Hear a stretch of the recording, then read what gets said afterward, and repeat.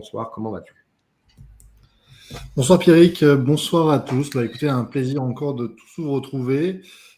Comme tu l'as dit, effectivement, il faut qu'on arrive à annoncer un petit peu plus tôt les prochaines émissions. C'est ce qu'on va essayer de s'attraire à faire pour la suite. Mais comme vous le savez, de toute façon, tous les lundis à 20 heures, vous avez un sujet juridique d'actualité ou parfois simplement un sujet d'importance qui est traité et qui fait l'objet également d'un article juridique. Je ne sais pas si tu as pu le publier dans le chat, Pierrick, je te le remets. Mais Je vais vous le avez mettre la en plus de possibilité. Et donc, vous le publier. retrouverez également en description dans le lien de la vidéo, ce qui vous permettra de retrouver un peu les textes sur lesquels je m'appuie pour vous délivrer cette analyse. Alors aujourd'hui, on va parler de la lutte contre les immeubles en ruine. Alors, le Code de la construction et de l'habitation nous parle donc d'édifices menaçant ruine. C'est la même chose dans les deux cas. C'est qu'est-ce qu'on fait lorsqu'on a un immeuble qui est sur le point de nous tomber dessus. C'est malheureusement une situation qui, bien trop souvent, se retrouve dans les médias. Vous l'avez vu avec notamment dans le 5e arrondissement de Paris, des immeubles qui se sont effondrés. Chaque année, Marseille également, puisque vous le savez, Marseille a été construit sur des fosses communes et par conséquent, les corps en décomposition, avec le temps, finissent par s'affaisser, ce qui fait que les terrains s'affaissent également et cela fragilise les immeubles. Alors, on a le sentiment que les années passent et que les malheurs se répètent, alors que, pourtant, si nous étions mieux informés, nous, citoyens, nous pourrions agir et éviter de tels drames. Alors, comment? C'est justement tout l'intérêt de cette émission. Attention, Pierrick, tu fais du bruit. Attention, Pierrick, je sais pas si tu m'entends. Ok. Donc, c'est tout l'intérêt de l'émission de ce jour, c'est de vous permettre de connaître les moyens juridiques, les solutions juridiques qui sont à votre disposition pour éviter des drames qui est bien, de mourir enseveli dans un immeuble en péril, un immeuble menaçant ruine. Alors, maintenant qu'on a compris de quoi on allait parler, donc on allait parler de cette situation catastrophique que sont les immeubles en péril, les immeubles qui sont effectivement en très mauvais état, on va s'apercevoir qu'en réalité, ce qu'on appelle la lutte contre les édifices menaçant ruine, c'est un peu plus que les immeubles qui sont sur le point de s'écrouler. Alors, pour ça, il faut qu'on aille lire dans le Code de la construction et de l'habitation les dispositions de l'article L511-2 du Code de la construction et de l'habitation. Vous retrouverez un lien qui vous enverra vers ces articles dans l'article juridique de cette émission. Alors, cet article nous dit qu'il y a 4 situations dans lesquelles il est possible de mettre en œuvre la lutte contre les édifices menaçant ruine. Alors, la première, c'est celle dont on vient d'évoquer, c'est le manque de solidité des murs, des bâtiments et des édifices. Pierrick. Donc la lutte contre le manque de solidité des murs, des bâtiments et des édifices, c'est ce qu'on vient d'évoquer ensemble, c'est ceux qui sont sur le point de s'effondrer. Alors soit sur le point, soit en passe de s'effondrer. Quoi qu'il en soit, l'idée c'est que plus vous intervenez tôt, et plus vous allez éviter un drame. La deuxième, c'est le fonctionnement défectueux ou le défaut d'entretien d'un équipement commun. C'est pas que ça, c'est qu'en plus, il faut que le défaut d'entretien ou le dysfonctionnement présente un risque sérieux pour la sécurité des occupants. Donc là, ici, je parle notamment, par exemple, des logements collectifs. On pourrait, par exemple, avoir un défaut d'entretien ou un dysfonctionnement d'un ascenseur. Si cet ascenseur est sur le point de présenter des risques pour la sécurité des habitants, bien entendu, on ne va pas attendre que ce risque se réalise. On peut agir et on peut s'appuyer sur les édifices menaçant ruine. Donc, vous avez vu, c'est un peu plus large quand même que les simples immeubles qui s'effondrent. La troisième situation, c'est l'entreposage de matières explosives ou inflammables. Et oui, on ne doit pas forcément stocker chez soi un certain nombre de combustibles ou un certain nombre de produits chimiques inflammables, hautement inflammables. Encore moins si vous entreposez de très grandes quantités d'armes chez vous, vous comprenez, c'est non seulement une infraction pénale, mais c'est aussi un risque pour la sécurité publique, notamment parce que en cas d'explosion ou d'inflammation, vous risquez de causer de très graves dégâts. Donc, les édifices menaçant ruine s'appliquent également à cette situation. Et enfin, c'est l'insalubrité d'une pièce causant un préjudice à ses occupants. Là, c'est dans l'hypothèse où les marchands de sommeil viendraient à mettre à votre disposition une cave. Vous avez par définition une très haute humidité, une absence d'ouverture sur l'extérieur, et par conséquent, cela peut présenter également une situation de ce qu'on appelle un édifice menaçant ruine.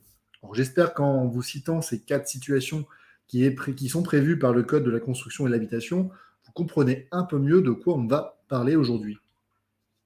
Alors, maintenant qu'on a évoqué ensemble un petit peu la situation qui était visée par ces dispositions du Code de la construction et de l'habitation, il convient ici de voir quelles sont les personnes responsables de cette lutte. Et oui, on doit avoir conscience qu'en tant que citoyen, c'est pas avec nos petits moyens que l'on va faire en sorte qu'un immeuble soit complètement restauré, complètement réparé et que de tels risques soient évités. Donc, par conséquent, il revient à l'État et plus précisément aux communes de s'assurer que les immeubles qui sont présents sur le territoire de leur commune ne vont pas s'effondrer. Ça, c'est la première chose. Le maire est donc la personne responsable de la lutte contre les édifices menaçant ruine. On appelle ça également une police spéciale des édifices menaçant ruine. Alors pourquoi police spéciale? Eh bien simplement parce que vous avez un texte qui est celui du Code de la construction et de l'habitation qui prévoit très justement que le maire est responsable de ce type de mesures. Donc c'est à ce titre qu'on parle de police spéciale, c'est parce qu'un texte spécifique prévoit que c'est le maire qui est compétent en la matière. Alors, ça a des conséquences importantes, puisque, en d'autres termes, si vous vous retrouvez face à une telle situation, c'est vers le maire qu'il faudra se retourner. Alors, le maire peut être fautif à 2 titres. Soit parce que les mesures qu'il prend ne sont pas de nature à remédier au désordre, bah, il préconise effectivement un ravalement de façade, alors qu'en réalité, c'est un effondrement qui est sur le point de survenir. Bah, oui, il a agi, mais il n'a pas bien agi, en tout cas pas suffisamment agi. La plupart du temps, c'est qu'en réalité, le maire va préconiser à ce qu'un certain nombre de travaux soient pris, mais le délai qu'il va laisser est tellement long qu'en réalité, la situation n'est pas résorbée. La deuxième situation, bah, c'est la pire, c'est le maire qui ne prend aucune mesure. Voilà, c'est vraiment le pire de tout. Malheureusement, c'est très souvent le cas. Je vous ai d'ailleurs mis un arrêt du Conseil d'État de 2006 qui va évoquer cette situation. Vous aurez la possibilité de le consulter directement en cliquant dessus, puisqu'il y a un extra lien. Quoi qu'il en soit, bah, la situation que je souhaite vous présenter, c'est qu'est-ce qu'on fait si un maire refuse? Alors, tout d'abord, vous l'avez compris, il faut que le maire agisse. Alors, pour qu'il agisse, il faudra le prévenir. Ça, on en reviendra après. Bon, qu'est-ce qu'il fait? On l'a prévenu, le maire n'agit pas. Bon, sachez qu'il y a quand même des actions possibles.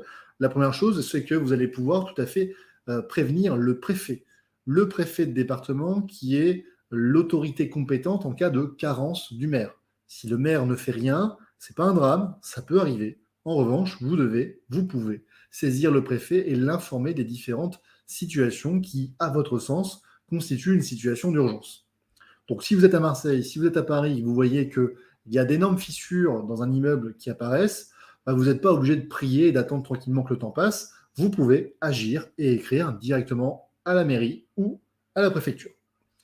Et donc, ça, c'est prévu également par le code, le code général des collectivités territoriales, qui a justement une disposition applicable qui permet de dire que c'est le préfet qui est compétent. Donc, si le préfet vous dit non, moi, j'ai rien à voir avec tout ça, ça ne me regarde pas, non, il y a une disposition légale qui prévoit bien qu'il doit agir.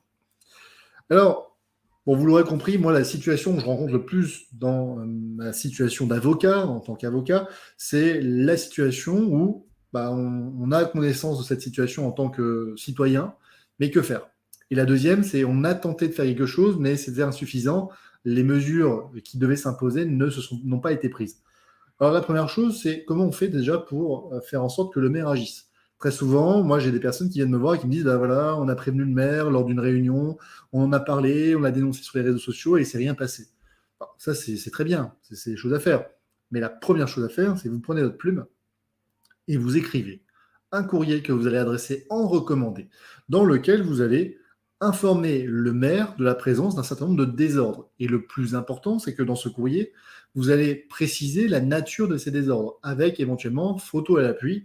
Et bien entendu, si vous avez la possibilité de faire intervenir un huissier de justice, c'est encore mieux. Mais parfois, il faut aussi évoquer la situation dans laquelle vous êtes peu fortuné, ou simplement la situation dans laquelle vous êtes un simple passant. Et par conséquent, en tant que simple passant, peut-être pas à vous d'aller prendre les mesures nécessaires pour faire intervenir un huissier de justice. D'ailleurs, huissier de justice qu'on appelle d'ailleurs aujourd'hui commissaire de justice. Si vous voyez ce terme, sachez que c'est exactement la même chose. Alors, qu'est-ce qu'on fait? Donc, on est un simple passant ou simplement on est un locataire, un propriétaire et on a connaissance et conscience de ce problème. Eh bien, on écrit à la mairie et on présente le maximum d'informations suffisantes pour lui permettre de prendre une décision. Ça, c'est la première étape à faire. Ce courrier, vous l'envoyez en recommandé, vous gardez, vous conservez une copie de ce courrier recommandé. Bien entendu, ça va sans dire, mais c'est mieux en le disant. Dans toutes ces situations, dans tous les cas, il faut qu'on imagine la situation dans laquelle il y a une extrême urgence. En d'autres termes, vous écrivez, mais vous avez compris que si on n'agit pas dans un délai très court, ça ne va pas être suffisant et il y a un vrai drame qui pourrait avoir lieu. Et la deuxième situation, c'est bon, on voit qu'il y a un problème, mais c'est plutôt si on n'agit pas dans un délai, dans un futur plus ou moins proche, qu'il risquerait d'y avoir un problème. Donc moi, je vais vraiment partir du constat suivant, on va dire la situation avec le péril imminent. La situation, vous passez à Marseille, vous voyez que effectivement, l'immeuble est en train de s'effondrer, et qu'est-ce qu'on fait? Bon, vous avez compris, on va écrire à la mairie, ça c'est la première chose à faire, mais si on a conscience que dans 2-3 jours, l'immeuble risque d'être complètement effondré, qu'est-ce qu'on peut faire? Eh bien, dans ce cas-là, il y a la possibilité, outre le fait d'écrire à la commune et à la préfecture, de saisir immédiatement le juge des référés du tribunal administratif territorialement compétent. Si vous êtes à Marseille, c'est le tribunal administratif de Marseille. Vous saisissez le juge en référé liberté, donc c'est un référé d'extrême urgence. En moins de 48 heures, vous pouvez avoir une décision d'un juge qui va enjoindre à la commune de prendre un certain nombre de mesures. Et dans ce cas-là, on ne va même pas demander à la commune de demander au propriétaire de payer les travaux. La commune va avancer les travaux. Et donc, elle va vraiment intervenir le plus rapidement possible. Donc ça, bien entendu, c'est le plus important. Il n'est même pas nécessaire de démontrer que vous avez cherché à écrire préalablement à la commune. En revanche, compte tenu quand même des incidences d'une telle procédure, vous avez compris que vous ne pouvez pas y aller avec votre bite et votre couteau, hein, pour passer moi un peu l'expression, même si elle est un peu vulgaire. Mais il va falloir apporter un certain nombre d'éléments qui justifient l'intervention à très très bref délai de la justice administrative. Mais sachez que cette solution existe, qu'il n'est pas nécessaire d'écrire préalablement à la mairie ni à la préfecture, et qu'il n'est pas nécessaire non plus d'attendre une décision ou une réponse de la part de la commune. Donc, si on voit en tant que citoyen une telle situation, on peut immédiatement saisir le juge et ne pas attendre qu'un drame se déroule. L'intérêt à agir, c'est-à-dire est-ce qu'on a besoin d'être locataire ou d'être propriétaire? Non, il n'est pas nécessaire. Il suffit de démontrer que vous avez potentiellement un risque d'être atteint par la mesure. Et j'ai même envie de dire, à partir du moment où vous saisissez le juge d'une situation de péril imminent, vous allez protéger également les autres. Donc, ce n'est pas votre intérêt à agir qui va être contesté. L'avocat n'est pas obligatoire, mais comme toute mesure juridique qui s'impose, vous l'aurez compris, le rôle de l'avocat peut être déterminant pour la réussite d'une telle action.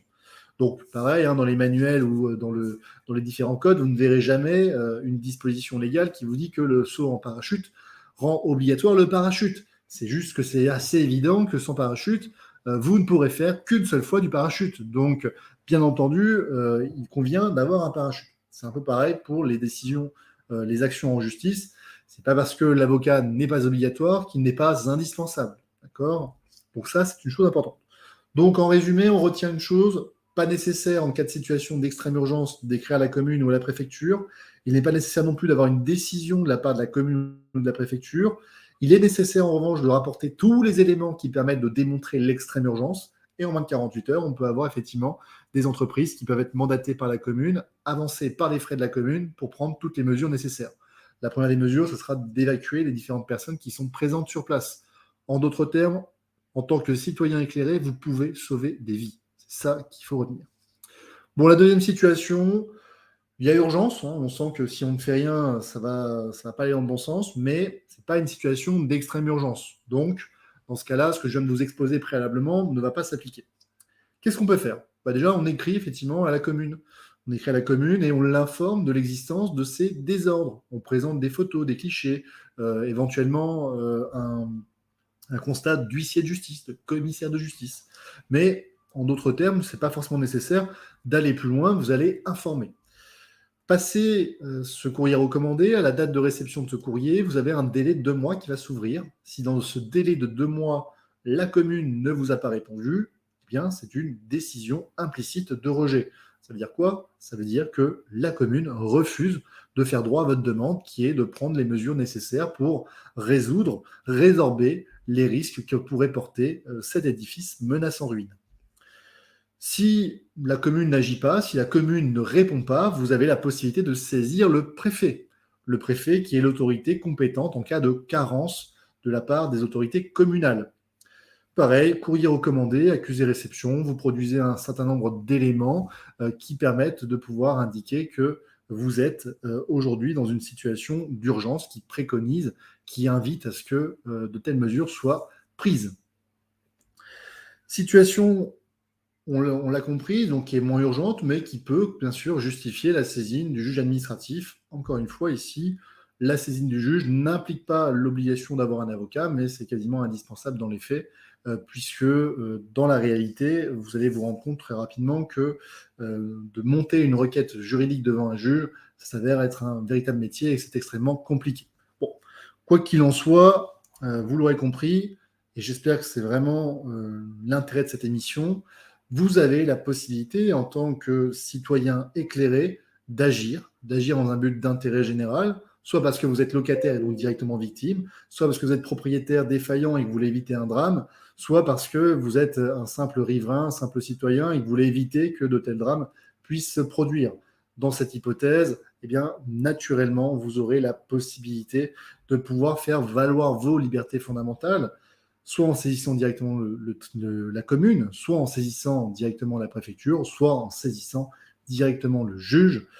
Dans toutes ces hypothèses, l'avocat n'est pas indispensable, donc vous avez la possibilité, quels que soient vos moyens financiers, de pouvoir éviter des drames. Et je l'espère, c'est que cette émission, elle va permettre de réinformer un grand nombre de citoyens que face à de telles situations, on n'est pas contraint de laisser la mairie et la préfecture décider librement de prendre de telles mesures, alors que ces mesures pourraient sauver des vies. Donc voilà ce que l'on pouvait dire sur cette thématique. Alors on pourrait bien entendu développer sur les arrêtés qui peuvent être pris, comment on fait lorsqu'on est victime d'un tel arrêté alors que raisonnablement il n'y a pas de menace de ruine, qu'est-ce qu'on peut faire également sur la nature des mesures qui peuvent être prises, etc. etc. Si cette émission vous a plu, si elle vous a intéressé, moi je vous invite à me le dire en commentaire et puis on développera peut-être dans une seconde émission sur cette thématique. L'objectif, vous l'avez compris aujourd'hui, c'était surtout bien de vous présenter cette possibilité et de vous informer sur l'existence de ces voies de droit qui vous permettraient, même vous, en tant que simple citoyen, eh bien, de vous battre pour la défense de vos libertés fondamentales et des libertés fondamentales de tous les citoyens.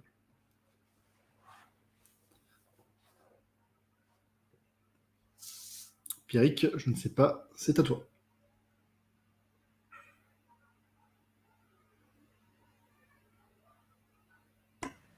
Eh bien, en tout cas, merci pour cette présentation. Est-ce que vous m'entendez bien? Je viens à peine de me reconnecter, David. J'ai suivi tout depuis YouTube. J'avais les mêmes soucis de connexion que tout à l'heure. Je ne sais pas ce qui se passe.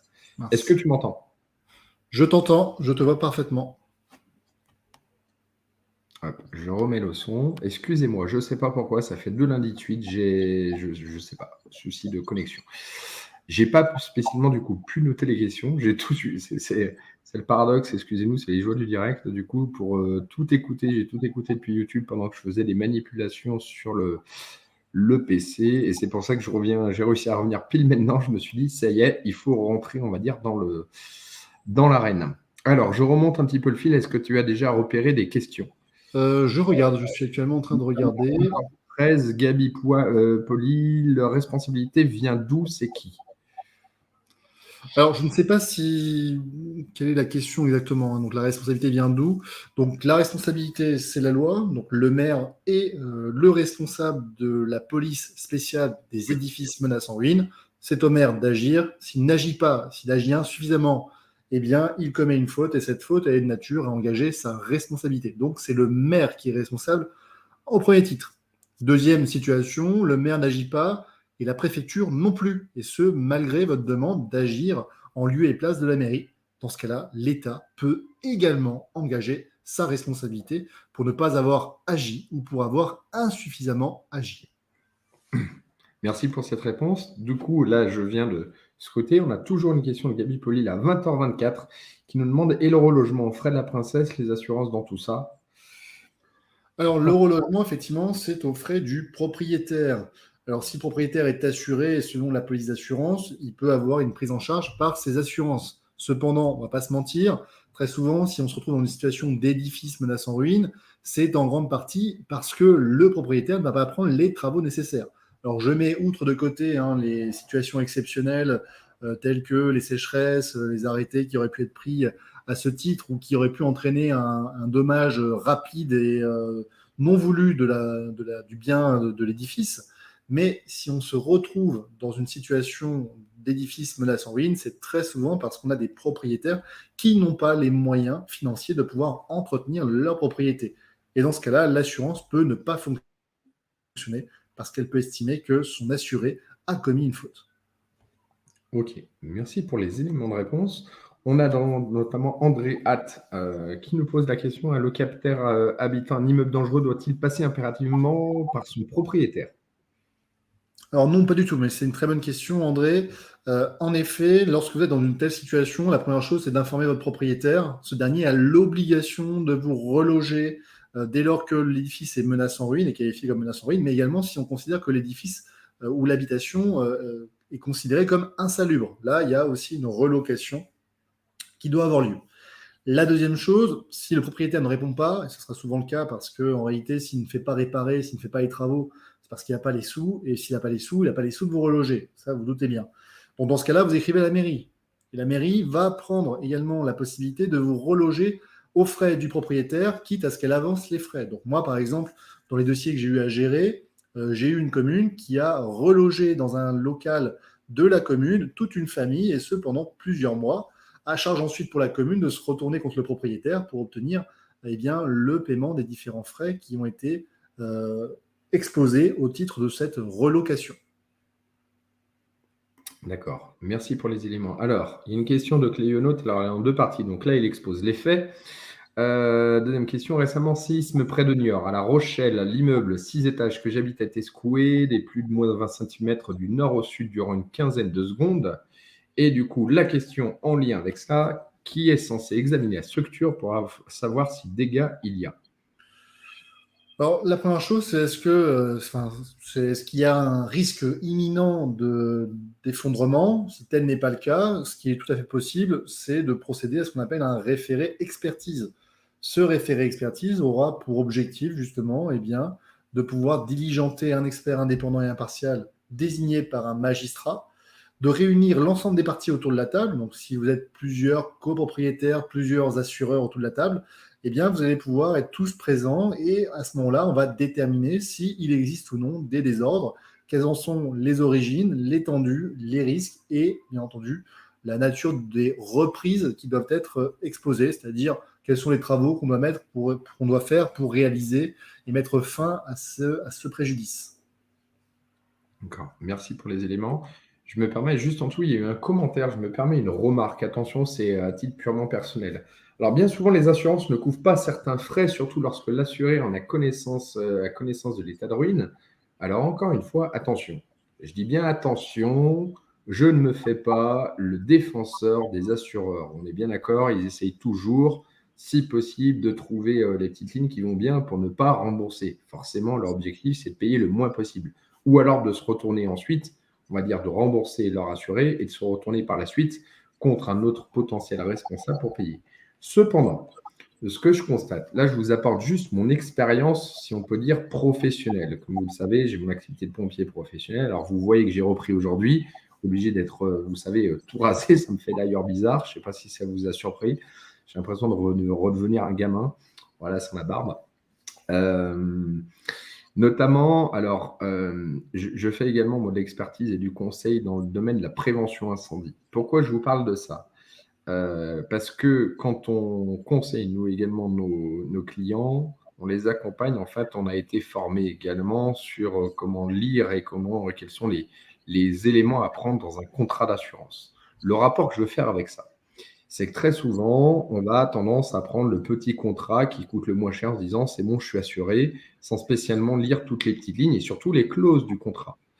Et c'est malheureusement dans ces moments-là où il y a toujours des cas spécifiques, justement, alors que ce soit par exemple l'état de ruine ou autre, où très souvent les contrats d'assurance les plus basiques couvrent vraiment les grands risques on va dire, généraux, et que tous ces risques-là ne sont que rarement couverts. Et c'est là où on a les clients qui, justement, du coup, se disent, mais comment ça se fait que l'assurance ne prend pas en charge? Eh bien, il y a un moment donné aussi également, il ne faut pas oublier qu'on a signé en bas de la page et que si on n'a pas souscrit à des notamment a des prescriptions, si on peut dire ça ainsi, et bon, on ne peut pas être couvert et je comprends pleinement. Et dans le domaine de la prévention incendie, c'est pour ça que je vous fais le lien parce que c'est typiquement la même chose, je trouve, par rapport aux particuliers où il y a plein de petites choses qui ne sont pas couvertes. Dans le domaine de la prévention incendie, on a des grosses structures, des entreprises justement qui des fois qui font faillite, qui après un incendie majeur ne repartent pas parce que les assureurs leur ressortent le contrat, leur disent moi je vais prendre en charge ça, ça, ça et ça. Par contre ça, ça, ça et ça, c'est pas du tout prévu. Et forcément, comme on va toujours au moins cher, en principe, on prend les clauses et c'est là où on leur dit, nous, des fois, de l'extérieur, sans être parié avec qui que ce soit, hey, ce serait peut-être intéressant de penser à telle clause, telle clause, telle clause auquel vous n'avez pas pensé. Parce que si demain, par exemple, ça brûle ou qu'il y a un effondrement ou quoi que ce soit, vous aurez besoin de ça, ça, ça et ça. Voilà. Voilà, donc quand on dit bien souvent les assurances ne couvrent pas, c'est pas qu'elles ne couvrent pas, c'est que très souvent, c'est que le contrat d'assurance n'a pas été prévu pour couvrir tel ou tel frais. Encore une fois, je ne me fais pas l'avocat du diable, je ne me fais pas le. Enfin, si, je voulais dire que je me fais peut-être l'avocat du diable, mais les assureurs, les assurances, c'est. Faut bien regarder des fois ce à quoi on souscrit et tout ce dont auquel on ne souscrit pas, si on peut dire ça ainsi. Permettez-moi. Voilà, j'espère que vous aurez compris le fond de ma pensée sur le sujet.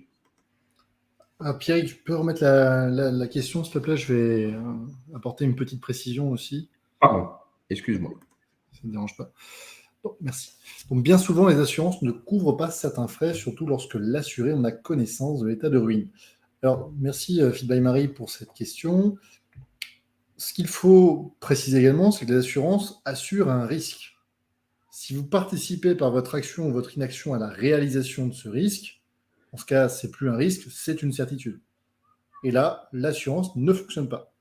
Donc, bien entendu, si vous participez à la réalisation du risque, si vous commettez une quelconque faute par votre action ou par votre inaction, il est normal que l'assurance vous oppose une fin de non-recevoir et n'applique pas la garantie qui était normalement due par le contrat.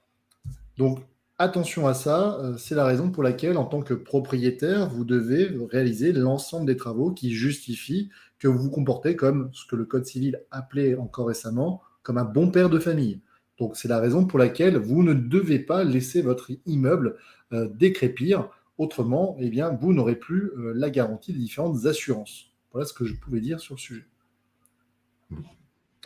Eh ben, merci en tout cas pour ces précisions. Je pense que ça complète pas mal. Alors, il y a une question. Bloom, je veux bien que tu précises, j'ai du mal à la comprendre. Est-ce légal qu'une assurance n'assure rien et pour assurer, il faut remplir toutes les options? C'est-à-dire, je ne vois pas comment on pourrait être assuré contre rien. Est-ce que tu peux préciser le fond de ta question, sauf si toi tu as compris le fond de la question? Moi, je pense avoir compris. Enfin, après, peut-être que Bloom pourra nous préciser la nature de ces questions. J'invite aussi, bien entendu, tous les autres à poser leurs questions en direct. Pour ceux qui nous regarderaient a posteriori, n'hésitez pas également à poser vos questions. On tentera d'y répondre. Alors, pour Bloom, donc, je pense que Bloom décrit la situation dans laquelle on a une assurance qui a été souscrite et qui, malheureusement, ne fonctionne pas en raison notamment d'un certain nombre de clauses élusives de responsabilité, c'est-à-dire les petites mentions qui permettent de dire que votre assureuse ne vous assurera pas. Dans ce cas-là, il y a deux choses à faire. Il faut tout d'abord s'assurer que les clauses qui vont être stipulées ne sont pas des clauses abusives. C'est la première chose. Parce que on a dans le Code de la consommation et dans le Code des assurances un certain nombre de dispositions qui permettent de dire que si un assureur n'assure pas, il commet effectivement une faute qui est de nature à considérer comme nulle et non avenue la dite clause. Donc ça, c'est la première chose. Soit vous êtes accompagné par un avocat et vous avez la possibilité, dans une phase amiable, de tenter de démontrer à l'assurance qu'il a tout intérêt à vous assurer, autrement cela partira sur une procédure judiciaire. Et dans l'hypothèse où cela ne suffirait pas, eh bien, vous avez tout intérêt à pouvoir contester devant le juge du contentieux et de la protection du tribunal judiciaire du lieu d'exécution du contrat, de contester ces dispositions pour faire en sorte que votre assureur vous assure. Ce qu'il faut quand même noter, c'est qu'en France, les magistrats sont plutôt pro-assurés. Ce qui signifie que très souvent, si on estime en tant qu'assuré être victime de ce qu'on appelle des clauses abusives ou en tout cas des clauses qui seraient de nature à rendre non responsable l'assurance de ses obligations principales, eh bien, il faut quand même reconnaître qu'il y a un taux de succès qui est quand même relativement important, beaucoup plus que dans certains autres domaines. Voilà, je ne sais pas si ça répond à toutes les interrogations de Bloom, mais il est normal que lorsqu'on est une assurance, eh bien, on tente d'échapper à ses obligations parce que, rappelez-vous, hein, le succès d'une assurance, c'est quand vous avez plus de personnes qui payent l'assurance que de personnes qui en ont besoin. Exactement. C'est en fait, alors après, bon, il y en a forcément qui font des bénéfices également, hein. Enfin, tout le monde se rappelle le principe de l'assurance. L'assurance, on contribue tous pour que le jour où il nous arrive, permettez-moi du terme, une merde, qu'on n'est pas capable soi-même de payer, on puisse prendre dans le pot commun pour payer, entre guillemets, rembourser notre merde. Si on... Permettez-moi. Euh, donc forcément, si tout le monde veut se dire, bah tiens, je vais faire marcher l'assurance pour payer ma merde à moi, au bout d'un moment, forcément, le pot commun, on va dire, n'est plus suffisant pour alimenter tout le monde. Et c'est la raison pour laquelle, d'ailleurs, alors, encore une fois, vous allez me dire, je me fais l'avocat du diable. Tiens, ça pourrait être un sujet intéressant, ça. Parce que souvent, on voit parler des assurances. Quand on a vu, par exemple, soit pendant le Covid, quand on voit des fois des événements catastrophiques ou quoi que ce soit qui touchent beaucoup de monde. Par exemple, pendant le Covid, vous savez, quand certains voulaient notamment essayer d'imputer, on va dire, les charges sur leur assureur, par exemple parce que leur restaurant était fermé, etc., certains ont gagné. Euh, Ça reste également des choses où, je pense, comme je vous dis, pour travailler dans ce domaine de manière indirecte, de par la partie conseil et gestion de risque, où c'est très dangereux, je pense, où on aille toujours, entre guillemets, chercher toujours plus l'assureur, parce que c'est comme ça, en fait, que les cotisations augmentent. Si au fur et à mesure, on arrive à obtenir de plus en plus comment est-ce qu'on pioche dans le pot commun, bah, au bout d'un moment, ils vont être obligés d'augmenter toujours plus les cotisations, parce que si on trouve plein d'alternatives pour arriver à les prendre dans le pot commun, bah, le pot commun, au bout d'un moment, il va falloir continuer de le remplir de plus en plus si on y prend de plus en plus dedans. Voilà, je ne sais pas si vous avez compris l'idée. Alors attention, hein, je ne suis pas en train de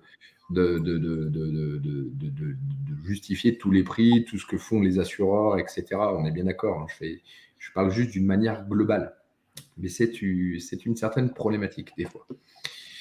Voilà pour Moi, ça. pour revenir à ce que tu disais, effectivement, je suis plutôt d'intérêt à dire que si l'assurance doit sa garantie, il faut qu'elle paye.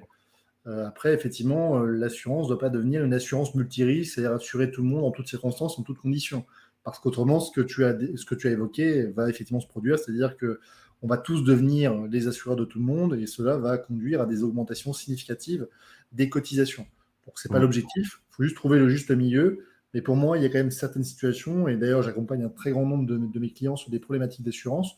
Il y a un certain nombre de situations dans lesquelles les assurances ne jouent pas le jeu. Là, dans ce cas-là, c'est pas normal que certains d'entre nous ou d'entre vous payent finalement une politique de réduction des risques alors que vous avez payé pour pouvoir bénéficier de cette garantie. Voilà. Totalement. Bah tiens, Bloom, du coup, qui nous dit un sujet sur les assurances, ça peut être très intéressant. Il faudra qu'on y pense, il faudra qu'on voit s'il y a des... Je ne sais pas, à voir. Il faut qu'on y réfléchisse, David. Ça peut être Pourquoi très... pas, ouais, Blum, merci de cette proposition. Alors pareil, dans les commentaires, hein, si vous avez d'autres propositions sur des sujets qui vous intéressent, qui pourraient intéresser bien entendu d'autres personnes que vous, hein, parce que si c'est pas l'objet de faire une consultation juridique personnalisée, mais s'il y a des thématiques que vous trouvez intéressantes, bien entendu, il faudra nous les proposer et on les retiendra. On a aujourd'hui un certain nombre de sujets qu'on a envie d'évoquer avec Pierrick. L'actualité crise sanitaire est un peu plus calme qu'auparavant, donc vous voyez quand même que les restrictions de liberté sont pléthores, hein. On a parlé, il fut un temps, des compteurs Linky. On a parlé, fut un temps, de cette activation à distance des téléphones et de tous les appareils électroniques pour pouvoir vous surveiller. On a parlé de la loi des réquisitions. On parlera prochainement de la loi des réquisitions.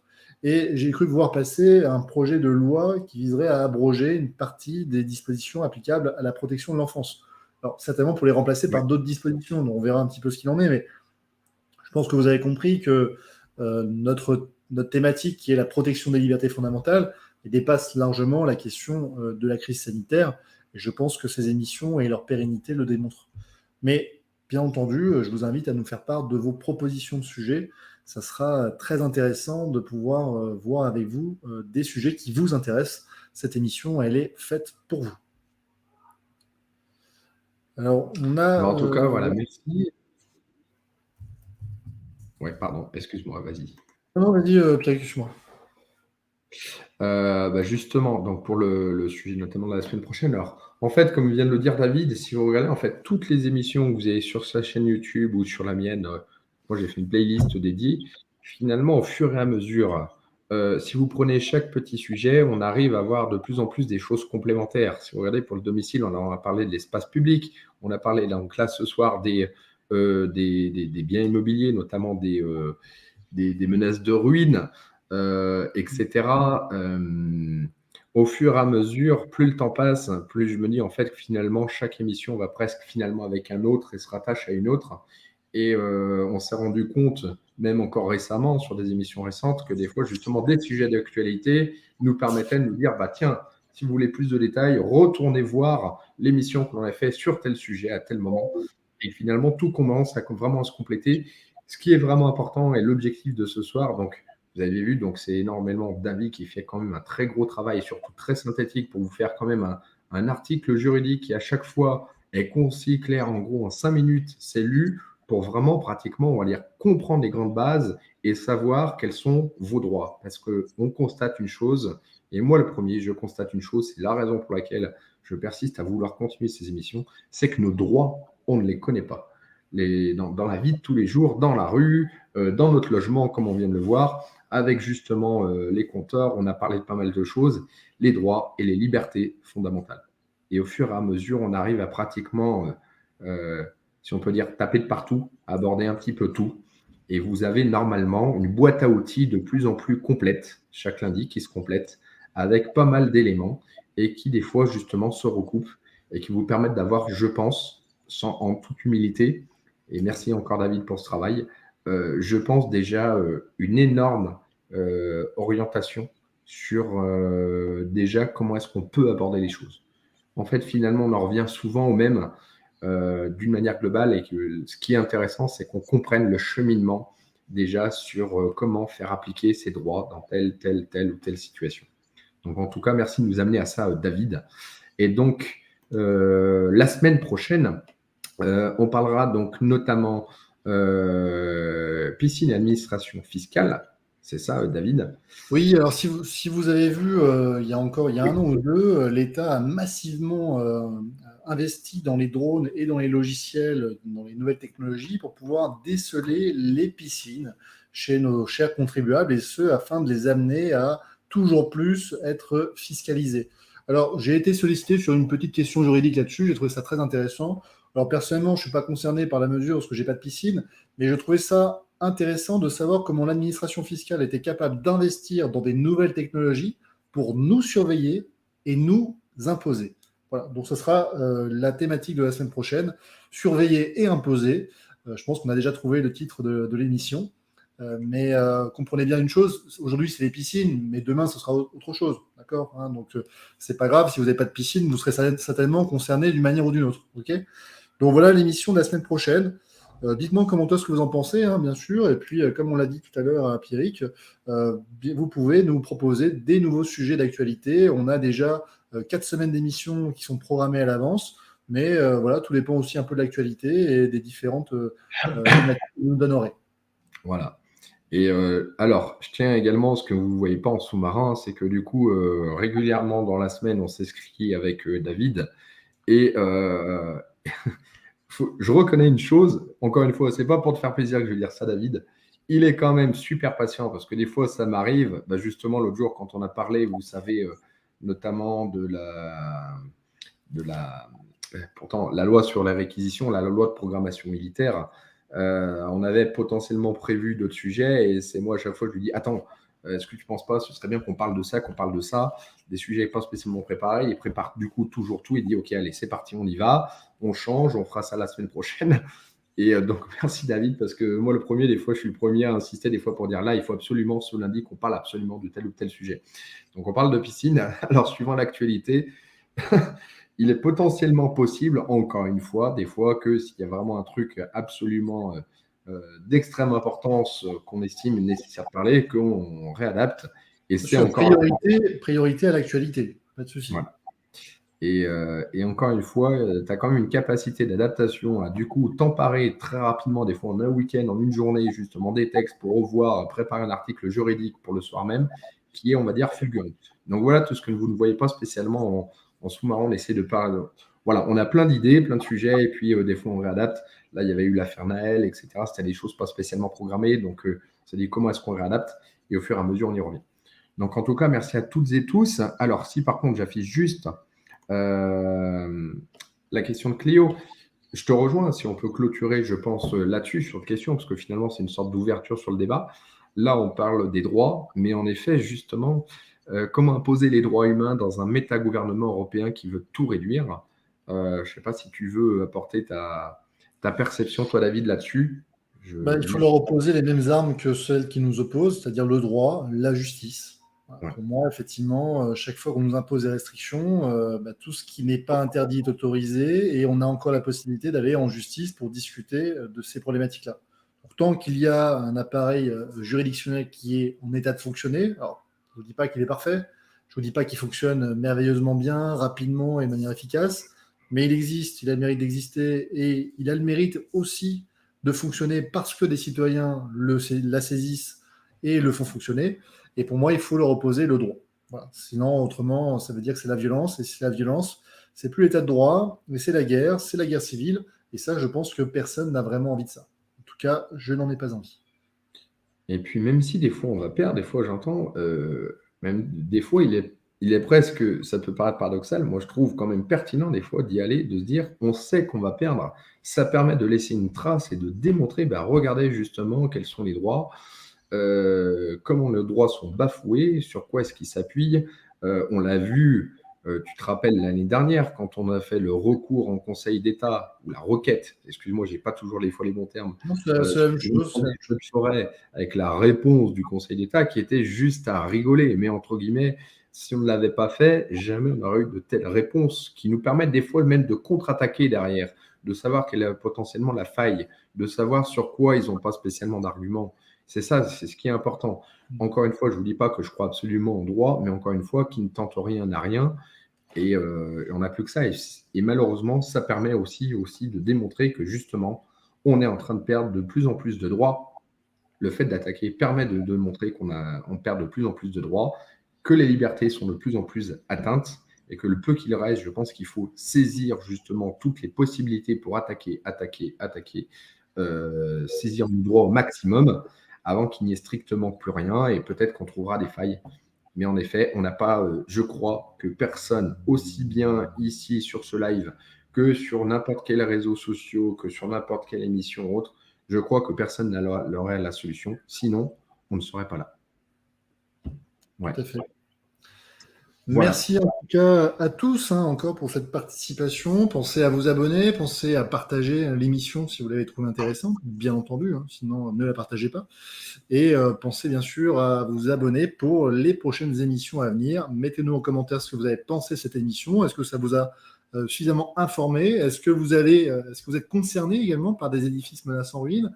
Est-ce que vous avez déjà subi une telle situation en tant que locataire ou en tant que propriétaire? Mais est-ce que les informations qu'on vous a données aujourd'hui, elles ont été utiles? Voilà, plein de questions. Vous avez 2 heures et une bouteille de vodka pour répondre à celle-ci. Merci à tous. En tout cas, voilà, merci à toutes et tous pour votre présence comme d'habitude. Alors, suivant les sujets, on a plus ou moins de personnes, mais on retrouve toujours nos habitués. D'ailleurs, Cléo, on a bien repéré, tu n'étais pas là la semaine dernière pour nous mettre à chaque fois tes petits pouces en l'air. C'est vrai, du coup, il y en a qui sont tellement habitués qu'on en arrive presque à remarquer leur absence. Donc, merci tout le monde. Pensez à liker, à surtout repartager. On constate qu'il y a de plus en plus aussi, de manière très régulière, suivant les sujets, beaucoup de visionnage après diffusion. Et ça, c'est notamment grâce à vous.